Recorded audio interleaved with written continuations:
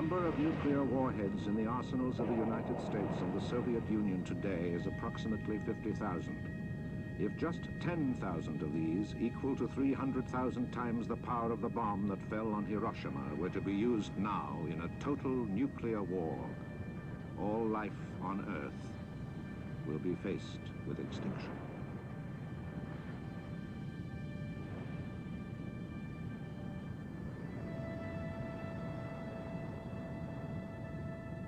More than 100 scientists from around the world assisted in the development of this program.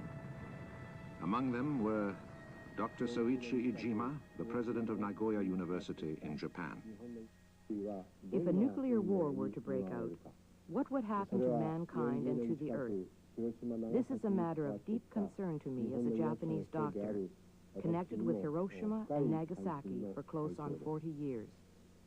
British nuclear physicist Dr. Frank Barnaby.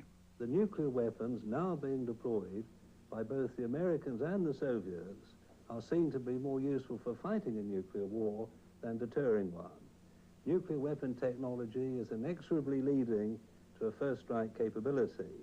Nuclear deterrence is dead and buried.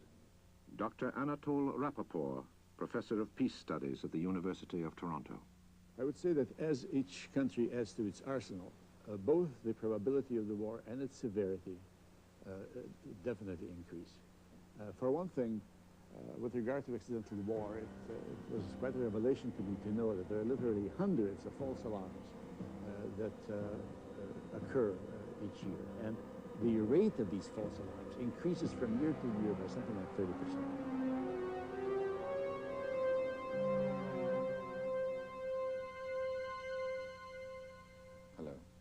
Christopher Plummer. There are many good reasons for believing that the probability of a nuclear world war is ever increasing. More and more countries are becoming capable of producing nuclear weapons, and nuclear weapons in the hands of those less concerned with the consequences of such a war may well lead to a crisis situation, a first strike, and global nuclear war. One country, Japan, has already experienced the horror and devastation of a nuclear attack in the cities of Hiroshima and Nagasaki. More than 200,000 died instantly or within weeks from fatal injuries. For those who survived, the scars left from radiation burns, the cancers and leukemia are still today a cruel reminder of the terrible power of nuclear weapons and the mass devastation that they can cause. Yet the bombs that fell on Japan were small and insignificant when compared to the weapons that are poised and ready around the world today. Much of the background and content of this program comes to us from the people of Japan, with the hope that we will not unleash such a nuclear nightmare ever again. In the next 90 minutes, we will see a vivid illustration of global nuclear war and of the world that will be left after it.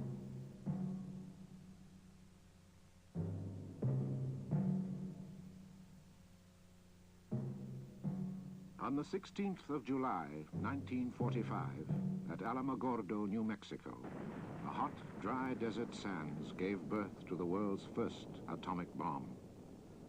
Little Boy, the uranium-type atomic bomb used on Hiroshima.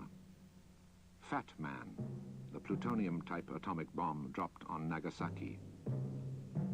These two bombs were taken to Tinian, an advanced air base for Allied strikes on Japan, before the results of the Alamogordo experiment were fully understood.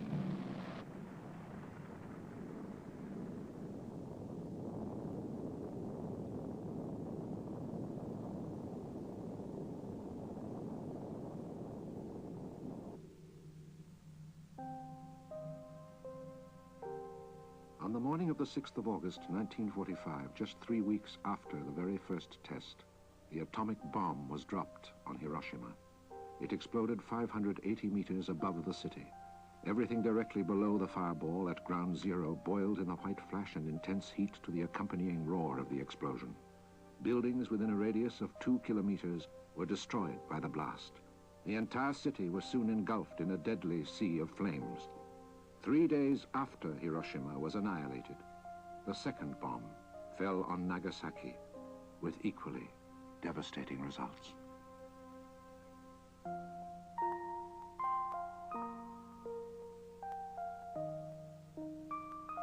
The number who died before the end of the year was estimated at 140,000 in Hiroshima and 70,000 in Nagasaki.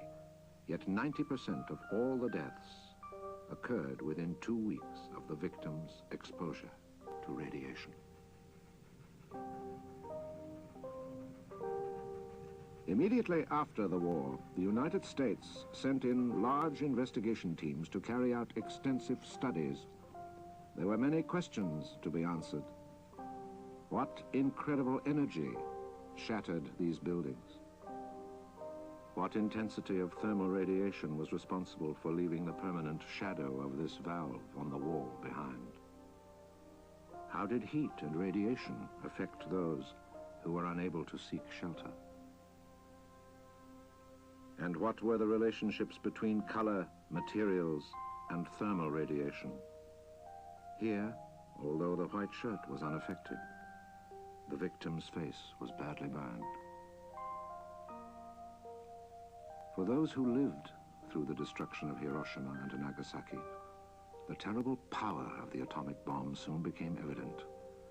Cancers and leukemia resulting from exposure to the invisible but deadly radiation affected nearly all the survivors in one way or another.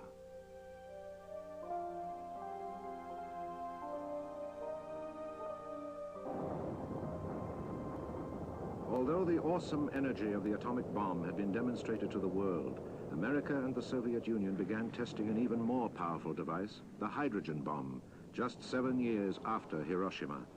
The first hydrogen bomb test was conducted in 1952 at Bikini in the Western Pacific. The explosion was of such magnitude that lethal ash rained down on nearby unsuspecting islanders and fishermen.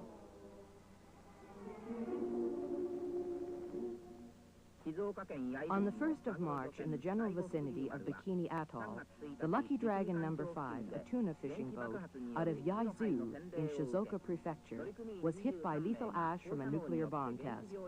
The 23 members of the crew were affected and have developed symptoms of radiation sickness. For the Japanese, this was their third nuclear experience. The deadly ash that rained down on the Lucky Dragon fell 167 kilometers away from ground zero. 28 Americans and 236 inhabitants of nearby islands were also taken ill with radiation sickness. The strength of the explosion was said to have caused surprise. In Operation Q, the code name for a series of tests begun in 1955, buildings were constructed at various points from 2 to 4 kilometers from ground zero. Here at the Atomic Energy Commission's Nevada test site, I covered the story of Operation Q, a program to test the effects of an atomic blast upon the things we use in our everyday lives. The atomic bomb used in this test had double the force of the Hiroshima atomic bomb. Dummies were exposed to direct thermal radiation and the effects of the shock wave.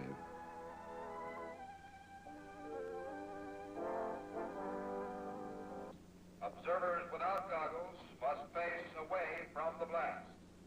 At the time, nuclear tests were regular events, happening at almost weekly intervals. 7, 6, 5, 4, 3, 2, 1, 0.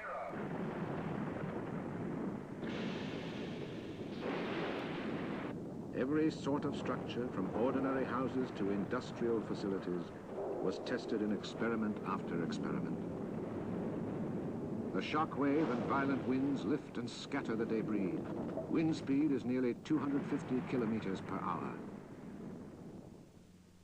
Extensive tests were conducted by producing shock waves which passed through a 50-meter tunnel to strike full-size targets. The pressure produced by this blast is about 2.5 tons per square meter. On the scale of the Hiroshima bombing, this is equivalent to the force of the blast 2 kilometers away from ground zero.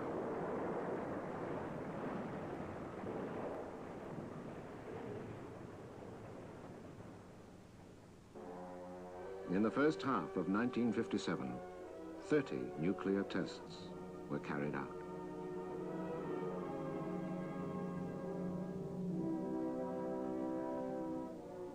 Nevada Test Site, 1957.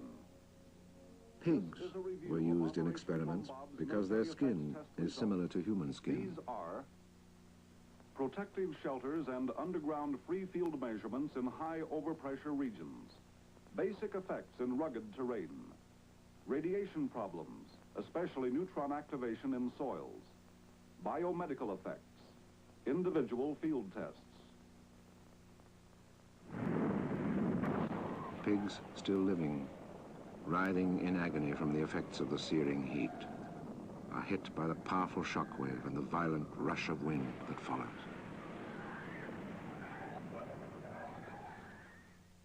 Of the 710 pigs used, only 2 were still alive 1 month later.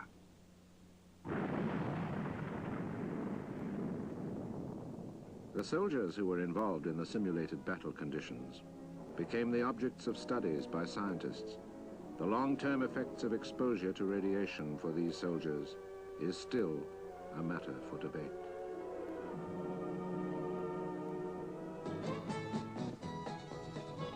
Fallout shelter tests were particularly numerous in the 1960s against the background of national anxiety that built up during the Cuban Missile Crisis.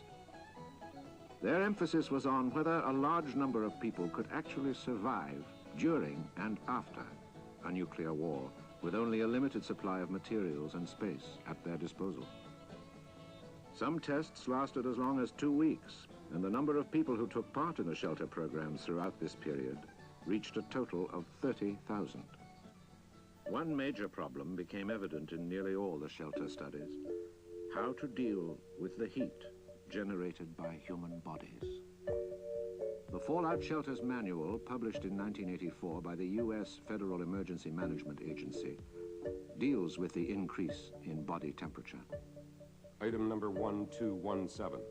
If a large number of people are confined to a shelter with no provision made for the removal of heat or for ventilation, temperature and humidity in the shelter will rise rapidly, producing a charged atmosphere. This is Newport, Rhode Island. A course on fallout shelter management was held here at this hotel in the spring of 1984. And we're going to go through a living experience of about 14 days. 14 days? This course and others like it still draw upon 25-year-old research data from the 1960s shelter study program. We're getting 5/10 of a Rankin. Stockholm, the capital of Sweden. A shelter large enough to hold 4,000 people lies in the center of the city, 30 meters beneath the church of Santa Clara. Construction of the shelter began in 1954, during the Cold War between the United States and the Soviet Union, and was completed 6 years later.